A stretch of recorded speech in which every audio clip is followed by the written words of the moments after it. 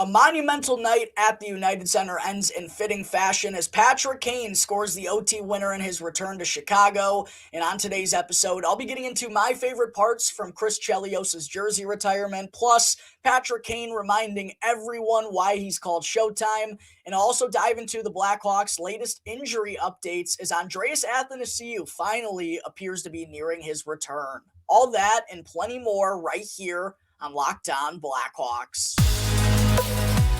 You're Locked On Blackhawks, your daily podcast on the Chicago Blackhawks.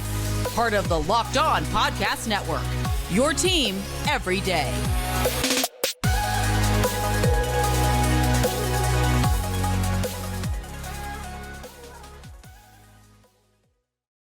What's up, everyone? Welcome on into another episode of Locked On Blackhawks, part of the Locked On Podcast Network, your team every day. As always, I'm your host, Jack Bushman. You can go and give me a follow on X at JackBushman2, and make sure to also go and follow my Strictly Blackhawks account at Talkin' Hockey for all the latest Blackhawks news and updates. And just a quick reminder to everyone out there watching this on YouTube right now, go and show me some support real quick by smashing the like button, commenting down below, and subscribing for Celebrini. If you're a regular and frequent audio listener of the podcast, whether you're on Apple Podcasts or on Spotify, whatever it may be, make sure you're constantly downloading all of those latest episodes. It's 100% free and won't cost you anything. Go and rate and review the show as well. Those are always great and help me out tremendously. And I also got to let you know, today's episode is brought to you by the Sleeper app, the go-to platform for daily fantasy sports. And right now, if you go and use the promo code LOCKEDONNHL in all caps, then you'll get up to an $100 match on your first deposit with Sleeper. All right, good morning, everyone. Again, thank you all for joining me on another episode of Locked On Blackhawks, your one-stop shop for all things Chicago Blackhawks. First, just wanted to say happy Monday. Hope everyone out there had themselves a lovely weekend. Some pretty good weather here in the Chicagoland area. Yesterday, I believe, got into the 50s, maybe even creeping up near the 60s. More of that, please. Hopefully, that's what we start getting here a little bit is winter is officially in the rearview mirror. I'm going to keep my fingers crossed, but I also am well aware of how Chicago operates. We're very likely to get second or third winter here anytime soon, and we did get a little bit of snow on Friday, actually, before things began to warm up, but I do hope everyone out there got to enjoy some of this lovely weather and spend some time outside over the weekend, although if you were a fan of the Chicago Blackhawks, if you are a fan of the Chicago Blackhawks, that was probably a little bit difficult to do yesterday because that meant you were likely either commuting on down to the United Center, leaving your place at 1 or 2 o'clock to get at the UC in time for the festivities, or even if you were watching from your own home on your couch with everything beginning at 3 o'clock, didn't give you a whole lot of time to be outside and enjoy the weather. But an awesome night last night at the United Center, Blackhawks fans. So much nostalgia, so much emotion. It's quite honestly a little bit difficult to figure out where to start. But all in all, I think just the main takeaway is what an awesome night this was for the Blackhawks organization, and an awesome night for the city of Chicago, hockey in the city of Chicago, recognizing a homegrown kid getting his number retired. Chris Chelios obviously is the one who has the big occasion, getting his number 7 sweater finally hung up in the rafters, which is long overdue. And there was a pretty good game on hand that followed as well. But before we get into the game in itself, what I wanted to start today's episode with, Blackhawks fans, is just a reminder that no one does retirement ceremonies, or quite honestly, even any celebration at all, like the Chicago Blackhawks, because time and time again, whenever and it doesn't even have to be a jersey retirement, even if it's just someone on an opposing team coming back to the UC to play against the Blackhawks for the first time, the video tributes and just everything they do to celebrate and make sure that the people feel appreciated for what they did for their franchise and their time spent with this organization. And Chris Chelios obviously is well-deserved for having this accomplishment, and it's long, long overdue. But I think it was just a reminder again last night of what a fantastic organization the Chicago Blackhawks can be when they do things like this. And they always seemingly knock it out of the park with any of these types of celebrations. Chris Chelios' big night, though, was absolutely splendid. And Blackhawks fans, when we first heard about this event, when it got first announced by Eddie Vedder at one of his concerts with Chris Chelios on tap, I think we all knew it was going to be a special night, right? The Blackhawks and the Red Wings going head-to-head at the UC. It also meant Patrick Kane and Alex DeBrincat returning for the first time as teammates. Patrick Kane coming back to Chicago for the first time as a member of another team. I think we all knew it was going to be special, but I don't think any of us were fully prepared for what this game had in store. And again, I'll get to the game in just a second, but I mean, just how about the stars and everyone that came out to show love for Chris Chelios? You can tell just how beloved of an athlete not only he was here in Chicago, but what he also meant to other great athletes, not only in the game of hockey, but in other major sports, and how great of a guy he was and a good friend, not just a good teammate or anything. No, he was really well liked by everyone. And last night was basically a who's who of famous sports icons at the United Center, from Blackhawks legends like Brent Seabrook, Duncan Keith, Marian Hossa, and Patrick Sharp, who all got to say what's up to Kaner as he was walking into the building, to Dennis Rodman. The Worm was in the house.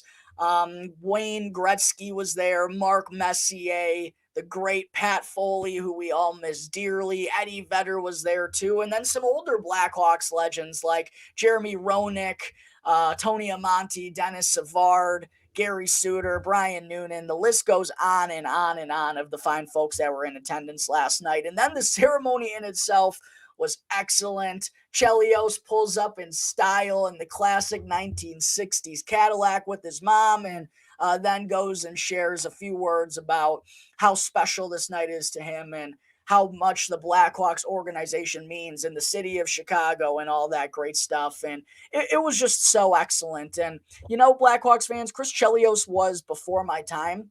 I didn't really get to watch him in his prime. And when I became old enough to really understand and comprehend what was going on out there, Chelios, he played forever, but he was past his heyday once I really got into it. But just based on last night, you could feel the love and just how special he was to the city of Chicago. And kind of funny enough, it reminded me of like how I feel about Patrick Kane. Everyone who lived and breathed Blackhawks hockey in the 1990s just has such a loving memory of Chris Chelios and everything that he did for this organization. And for him to get his special night, for those amount of fans that got to be in attendance for that, and for the Blackhawks to absolutely crush it the way that he did, yeah, it was super, super special. And again, a good reminder that no one does a celebration quite like the Chicago Blackhawks. From Marian Hossa's last year to Chris Chelios's this year, they've absolutely knocked it out of the park, and it has to leave you excited about the many more of these types of nights coming over the next decade from all of the legends from the Blackhawks dynasty era. But one thing I also did want to make sure to bring up from Chris Chelios' speech, a couple of things actually that wound up being hilarious, and then something also that ended up being some great foreshadowing, little did Chelly know. But he went out of his way to go and show some love for Patrick Kane, who happened to be watching on the benches with his Red Wings teammates. And Chelly showed him some love by saying that he is the greatest American of all time. But he did joke about how Kaner, might be thinking that the Red Wings sweater might be looking a little bit weird on him right now, but it's all going to work out. He's going to get used to it eventually, and that he'll end up standing right where Chelios is in a couple of years down the road. But the funny foreshadowing part came when Chelios told Kaner, "Don't go stealing my thunder today. I got money down on the board for shutting you down." And when he said that, I thought, oh, Chelly, oh no, baby. Don't go and poke the bear. Patrick Kaner already jazzed up, I'm sure, walking into his office, walking into his former place of business. He didn't need an extra chip on his shoulder. And yeah, as we all know, Patrick Kane went on to steal the show in his return to the United Center. I'll get into that here in just a little bit, but a really cool night for Patrick Kane, obviously, as well. I'm sure tons of emotions for him. He talked with the media about how it was a little weird coming in and going into the visitors' dressing room and doing things a little bit opposite than he's used to throughout his entire career. And it was definitely weird seeing him in that Red Wing sweater and playing on the visiting team, not rocking the iconic Blackhawks logo on his chest. But yeah, it's just great to see Patrick Kane back and healthy, proving everyone wrong, doing what Showtime does. And, for a lot of people that were on hand watching the Chelios jersey retirement last night, that was their hero. And Patrick Kane was my hero growing up. That was my idol. And the reason why I'm right here right now doing what I'm doing. So, yeah, a bit weird seeing him playing for the opposing team, but it was a very fitting end, if you know Patrick Kane, reminding everyone why he's called Showtime. And just good to see him playing really effective hockey, over a point per game now for the Red Wings this season. Has them in the mix for the Stanley Cup playoffs. I'm certainly excited that he's going to be playing meaningful hockey again in his career. And coming up in just a moment, Blackhawks fans, I will get into the game in itself because it was an awesome tilt between the Blackhawks and the Red Wings. And I'll also take a look at Kane, DeBrincat, and the Red Wings' chances of creeping into the Stanley Cup playoffs. But first, I got to talk to you all about Camino Consulting. How would you like to get to know someone better in an hour than you would in a year? Understanding one another better prevents small misunderstandings from becoming big ongoing fights. And after providing more than 20 years of service to small and mid-sized businesses, helping management groups navigate through conflict and onboarding new employees, Camino is now offering a digital seminar for both families and couples. And did your Valentine's Day gift of tickets to the game not go over as well as you had hoped? Well, then get the couples and family online seminar for 25% off for the rest of the month of February using the discount code listed below, Locked On. Again, that is discount code Locked On for 25% off the rest of the month at www.caminoconsulting.ca, or mention Locked On when reaching out for a business seminar and you'll receive the first 5 profiles free. Again, that's CaminoConsulting.ca, not .com, CaminoConsulting.ca, and use the promo code Locked On for 25% off the rest of the month of February. Segment 2, getting into the game in itself last night. I mean, it was only fitting that this was a closely contested game from start to finish, given everything that was going on, right, Blackhawks fans? But I was really impressed with the performance out of the Hawks last night, really building off of a solid 3-2 overtime loss in their previous outing against the Winnipeg Jets. And I thought with the Chelios sweater retirement, Patrick Kane back in the building, the palpable buzz in the UC crowd, I thought the Blackhawks fed off of that in the early going and really had an inspired start. And the thing that jumped out the most to me, Blackhawks fans, was right off the rip how much the Blackhawks were wanting to shoot the puck when they had it in the offensive zone. And funny enough, this is a problem that I've brought up time and time again throughout the course of the season, but it was really evident in terms of the disparity in mentalities when the Blackhawks played the Philadelphia Flyers early on in the week. The Flyers came out with that shoot first mentality. They were firing the biscuit on cage every chance they got in the opening 20 minutes. And as a Blackhawks fan, it felt like, do that. Why are we not doing that? We're, at that point in time, 57 games through the season, we're still having the same issue.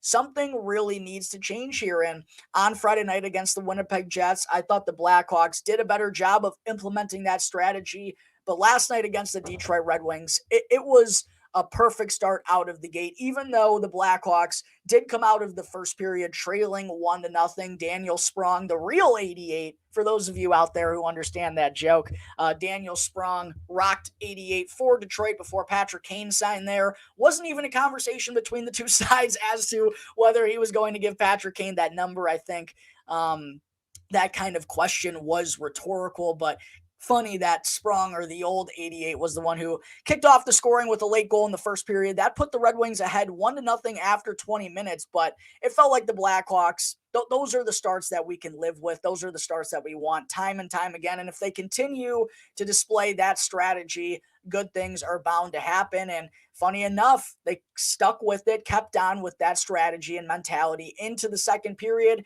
and that's where they did their best work in this game. And how about the fourth line last night, Blackhawks fans, kicking off the scoring to get the UC crowd on their feet as Reese Johnson with some great work along the left side and down low. Haven't said that a ton this season, but he wins a puck battle, ends up centering a feed to Mackenzie Entwistle, who was left all alone in front for an easy tap-in. His third goal of the season snaps his 36-game goal drought. It had been 36 games since the last time Macker found the back of the net. And listen, I know he's not an offensive-minded guy down there on the fourth line, but 36 games, I mean, come on now, man. Probably had to feel really good for him to put an end to that schneid. Last time he had scored was all the way back on November 28th against the Seattle Kraken, but his goal got some life in the fans and tied the game up 1-1. And then after some more good work continued throughout the middle frame, the Blackhawks generated a power play opportunity late in the period as Connor Bedard was tripped up. And then Bedard, with a shot from the left circle, gets deflected by Nick Foligno in front, maybe accidentally on purpose. Looked like Bedard's goal at first, but Foligno ends up getting credit for it. His 14th tally of the season and 6th in the last 12 games put the Blackhawks ahead 2-1 going into the third period. And even in the third, what was kind of shocking, I feel like we haven't seen this from the Blackhawks at all this season, but even with the lead down the stretch, the Blackhawks remained on the aggressive. They were the ones with puck possession, hunting for another goal, trying to actually build on their lead. I had to slap myself and say, is this really this Chicago Blackhawks team? I swear I haven't seen them play that well with the lead in the entirety of the third period. All four forward lines were buzzing too. It felt like we haven't seen that in a while either. Connor Bedard got a breakaway opportunity to potentially put the game on ice in the final 10 minutes. James Reimer comes up with a huge save, but deep down, Blackhawks fans, even though the Hawks were doing some really good work in the third period, I don't know about you, but me personally, after a pretty quiet start from Patrick Kane and Alex DeBrincat playing on a line with Dylan Larkin, I got to give a shout out to the Blackhawks second line of Colin Blackwell, Jason Dickinson, and Joey Anderson, because that was the line that Luke Richardson deployed against the Wings top trio all for a majority of the night. And when they were out there, they really kept them quiet. But a couple of opportunities that top line for the Wings had against a couple of the bottom six lines for the Blackhawks, it felt like that kind of got some wind in their sails. They picked it up a bit late in the second, and then in the third period, you could really tell that they had it going. And I just had this feeling that there was no way that Patrick Kane and Alex DeBrincat were going to go down scoreless or were going to go down without a fight. And sure enough, 4.5 minutes left in the game, Alex DeBrincat wins a foot race and scores an absolutely garbage goal from below the goal line, but got to give him credit for, putting the puck on net. Good things happen when you put the puck on net. Takes a funky bounce. Peter Mrazek had the post hugged, but it just finds a way to trickle past him and into the back of the net. Just like that, the Red Wings tie the game 2-2. Patrick Kane with kind of a funny assist as Alex DeBrincat dumped it into the corner. It actually looked like it bounced off of the back of Kaner's leg. DeBrincat retrieves that puck and then banks it in off of Mrazek. The game is tied 2-2 going into overtime for the second consecutive game, and kind of like it felt fitting for this game to be neck and neck the entire way. Overtime almost felt fitting as well. And I even posted on X before OT started that, hey, listen, anything besides a goal from Patrick Kane or Connor Bedard, I don't think should count, because anything other than that really would feel like an anticlimactic finish to this excellent game and an awesome night at the United Center. And sure enough, Patrick Kane went on and did his thing. He takes a gamble in overtime. Seth Jones crashes the net. Connor Bedard does get the start in OT. He didn't on Friday against the Jets. Wound up biting Luke Richardson and his team in the butt as Winnipeg scored just 25 seconds into that OT. He wasn't going to make the same mistake for a second consecutive game. Bedard did start out there, but actually probably had a little bit too long of a shift that ended up working against the Blackhawks, but Seth Jones did have a couple of opportunities in tight. No real room for him to lift the puck, but he crashes the net in an effort to end the game. What happens? He ends up giving a breakaway to the most dangerous player for either team. Patrick Kane left all alone from his own red line in on a one-on-one with Peter Mrazek. And as soon as I saw that, I said, oh, he's calling game. And what does Kaner do? He does what Showtime does, baby. The dagger at the United Center with the overtime winner, and a beauty as well, kind of just doing what Kaner does, patiently waiting and housing a shot over the glove of Peter Mrazek, going up to the fans in the 100 level at the UC and screaming Showtime. It was a vintage Patrick Kane moment that even as a Blackhawks fan, you just can't not smile at that, right? Patrick Kane calling game, the OT winner in his first game back at the United Center on Chris Chelios' jersey retirement, all the emotions, a full house on tap, an excellent anthem by Jim Cornelison, all the vibes, all the feels, and Patrick Kane goes and scores the winner. I forget the name of the Red Wings announcer off of the top of my head, and I greatly apologize for this. But his call of Kaner's overtime winner was absolutely marvelous. For any of you Blackhawks fans out there who haven't heard it, go and look it up, because his call of that OT winner, you could feel the excitement. I just thought that was perfect. A perfect finish, a perfect call for a perfect finish. Patrick Kane, man. Unbelievable. That's what he does.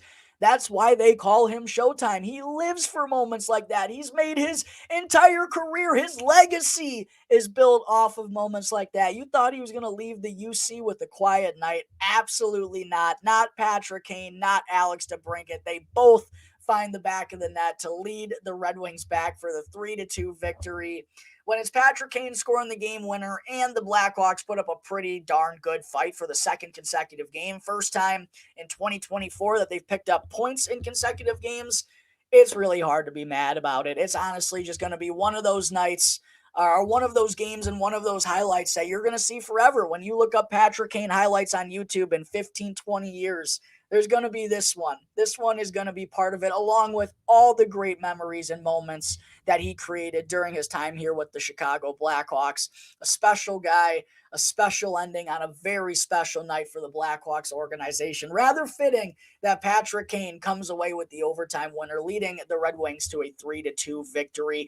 And with that loss, Blackhawks fans, that overtime loss that generates a point for the Blackhawks, like I said, for the second consecutive game, that actually has them now tied with the San Jose Sharks for 32nd in the NHL standings. The quick Tankathon standings update here that's going to become a regular segment down the stretch of the regular season. The Blackhawks and Sharks are now neck and neck in the standings for the first time here in a little bit, although the Blackhawks do still technically hold the tiebreaker as they have the lower points percentage between the two teams with 3 more games played than the San Jose Sharks, who are back in action tomorrow night against the New Jersey Devils. Wouldn't be too mad if they went out there and picked up a big victory. But yeah, it looks like these two teams, it's going to be a rather intriguing battle down the stretch. I believe San Jose still has 26 games left in the season, while the Blackhawks have 23.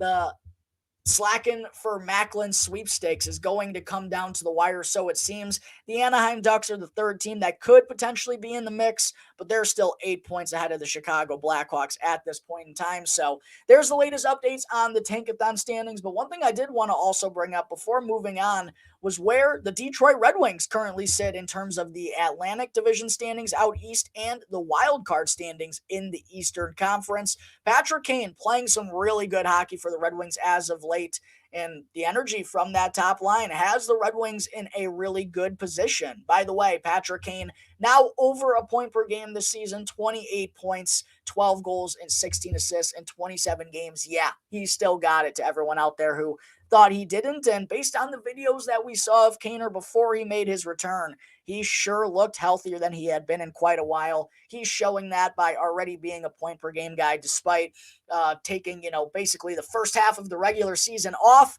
And Alex DeBrincat being a productive player in his first year with the Red Wings, he's got 52 points, 22 goals, and 30 assists now in 57 games on the season. But as far as where the Red Wings sit in the standings, a nice run has them sitting pretty at this point in time. While the Bruins and the Panthers, it feels like they've kind of separated themselves at the top of the Atlantic. The Bruins are in first while the Panthers are in second. Boston has 81 points. The Panthers have 80. Toronto is in the 3 spot with 74 points. Detroit is the next team up in the division with 70 points on the season. That's 1 point ahead of the Tampa Bay Lightning, who sit right behind them in fifth with 69 points. However, they have played 2 more games than Detroit at this point in time, and Detroit currently sits number 1 in the wild card standings, 1 point ahead of Tampa. Obviously, Tampa is number 2, and they're 7 points ahead of the team of the New Jersey Devils, who are third in the wild card race. So the Red Wings have an 8-point cushion currently in terms of the wild card. They're just back of the Toronto Maple Leafs for the 3rd spot in the division. I talked about the playoff races on the show here a couple of weeks ago, and in my predictions, I didn't have the Red Wings making it, but a nice little run from them here as of late has them sitting in a pretty good spot. As long as they don't absolutely crumble down the stretch, it looks like they should find a way to, at the very least, sneak into one of those 2 wild card spots. And for Patrick Kane, it was going to be tough picking a ideal spot for him, that a place that could afford him, give him a good opportunity, and also go and compete for the Stanley Cup playoffs. He has to be very happy with his decision right now, because there was no guarantee that whatever team he was going to sign to, because the top teams really didn't have the wiggle room for him financially. There was no guarantee wherever he was going to sign that they were going to be playing playoff hockey this year. And again, it's still not a guarantee for the Red Wings, but they are in a rather good spot right now after another victory last night over the Blackhawks. And I know it's the Detroit Red Wings. I don't like rooting for them, but it would be rather cool to see Patrick Kane kind of lead that franchise back to the postseason for the first time in quite a while. All right, there are my thoughts on Detroit's current position in the standings and whether Patrick Kane can lead them back to the playoffs. Coming up in just a moment here, Blackhawks fans, I'll move on to the Hawks' latest injury updates, plus Andreas Athanasiou possibly making his return soon. But first, I need to talk to you all about Sleeper. A new NHL season brings all sorts of possibilities. Connor Bedard could be on his way to winning the Calder Trophy for NHL Rookie of the Year. Austin Matthews could be on his way to potting 70 goals, and the Vancouver Canucks could be on their way to winning the President's Trophy as the top team in the NHL, and you could be winning alongside them by playing daily fantasy hockey with Sleeper, the official daily fantasy app of the Locked On NHL network. And Sleeper is our number 1 choice for daily fantasy sports, and especially daily fantasy hockey, because with Sleeper, you can win 100 times your cash in daily fantasy contests, and all you have to do is pick whether studs like Connor McDavid, Nathan McKinnon, Austin Matthews, or Connor Bedard will record more or less than their Sleeper projections for goals, assists, shots, points, and more in any given game. And again, Sleeper offers you the chance to win 100 times your cash, so start paying attention, make the correct picks, and you could be winning real big. And right now, you can also go and use the promo code LOCKEDONNHL in all caps, and you'll get up to a $100 match on your first deposit with Sleeper. Again, that's promo code LOCKEDONNHL in all caps, and go and see Sleeper's terms of use right now for more details. Back here on the Locked On Blackhawks podcast, part of the Locked On Podcast Network, your team every day. Again, to everyone out there who's still watching at this point in the episode or listening through the podcast app, thank you very much for all of your support. I greatly appreciate it. If you're on YouTube and haven't done so already, make sure to hit that like button, comment down below, and subscribe for Celebrini. If you're tuning in through a podcast app, make sure to go and rate and review the show as well. And I also got to let you know about the new Locked On Sports Today, because Locked On has launched the first ever national sports 24/7 streaming channel on YouTube. And Locked On Sports Today is here for you 24/7, covering the top sports stories of the day with the local experts of Locked On, plus our national shows covering every league. So go to Locked On Sports Today on YouTube and subscribe to the first ever national sports 24/7 streaming channel. Excuse me while I get a little sip of water. Segment 3.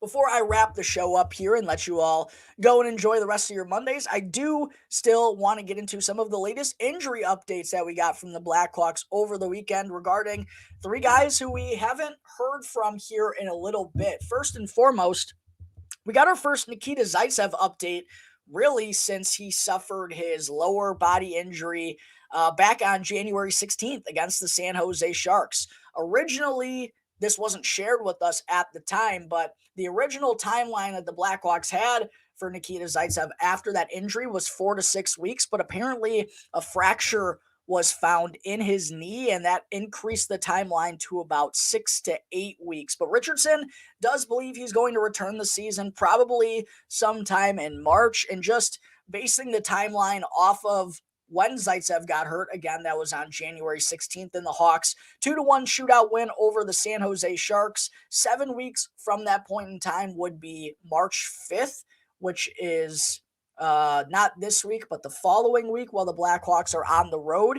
And then 8 weeks would obviously be 7 days after that, which comes on March 12th. I probably think that's a closer timeline for Zaitsev, given that they want him to go out there and skate and probably do some things wearing the non-contact sweater. And then I imagine he's not like Connor Bedard, and this is a lower body injury, so he's going to need some time to get back up to speed and take on some contact and whatnot. So I probably think Nikita Zaitsev is still 2.5 weeks away at this point in time, but at least we have an update on his status, and it does sound like he's going to be back at some point this season. And what's pretty hilarious, Blackhawks fans, is if you've been listening to this podcast all season, or if you even were a listener last year or a viewer last year, you know I've made plenty of jokes about Nikita Zaitsev being an absolute pylon, but over the last 2 months before he got hurt, he was actually playing some pretty good hockey, particularly on the offensive side of things, which was much needed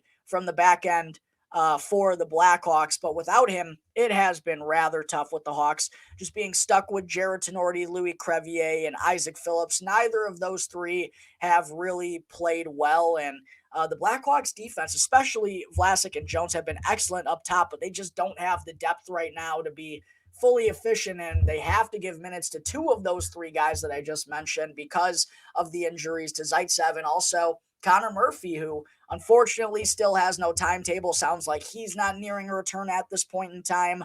Want to get a second opinion is the last report we had from him for his groin injury about a week ago now. It sounds like that went well, but still no update. He's still not skating. There's still no timeline. And because of that, you have to think there's absolutely no way Connor Murphy is going to get traded at the deadline. Not that it was likely in the first place, as I talked about a few weeks ago. Given the term left on his deal at that cap hit, I think A, the Blackhawks wouldn't want to retain, and B, I don't see another team giving up a valuable asset to go and acquire Connor Murphy. I don't just really see that happening, even if he were healthy, but now him being injured, I believe, officially takes that off of the table. But yeah, Blackhawks really could use Connor Murphy or Nikita Zaitsev back right now to kind of round things out on that third pairing and give a little bit more of a boost to those top pairing guys that have been playing so well as of late. So unfortunately, no positive news on Murph, or no real update whatsoever. But we do have some good news here, Blackhawks fans, on forward Andreas Athanasiou, who over the weekend progressed enough to take on contact for the first time. I would expect him to be taking part in Blackhawks practice this week and probably taking on contact there, as well as he has apparently shed the green non-contact sweater. Doesn't sound like he's going to make his return on Thursday when the Hawks take on the Colorado Avalanche, but it does seem like it's going to happen soon. As far as my guess, it would probably be either this upcoming Saturday, which is March 3rd, against the Columbus Blue Jackets. Is that on the road or is that at home?